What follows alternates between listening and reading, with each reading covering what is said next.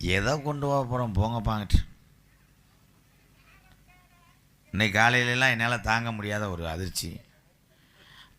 அன்பாலயம் கட்டடம் அந்த வேலையெல்லாம் முடிஞ்சதுக்கப்புறம்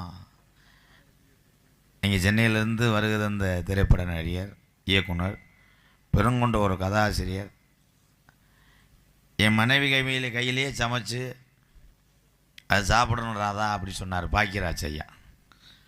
எங்கள் வீட்டுக்காரம்மா சமைச்சாங்க. அப்போ வந்து சொன்னார் ஒரு வார்த்தை, அருமையான சமையல் ராதா, இப்படிலாம் எங்கள் வீட்டிலாம் சமைக்க மாட்டாங்க, ஷூட்டிங் பாட்டில் கூட நான் அப்படி சாப்பிட்டதில்லடா, நீ நல்லா இருக்கணும்டா அப்படி சொன்னார். இப்போ கூட தொலைபேசியிலே தொடர்பு கொண்டு வரிசையாக நாடகம் இருக்கு ஐயா பாக்கியராஜ் ஐயான்னு சொன்னேன், சென்னைக்கு வாடா அவனை பார்க்கணும் அப்படி சொன்னார்.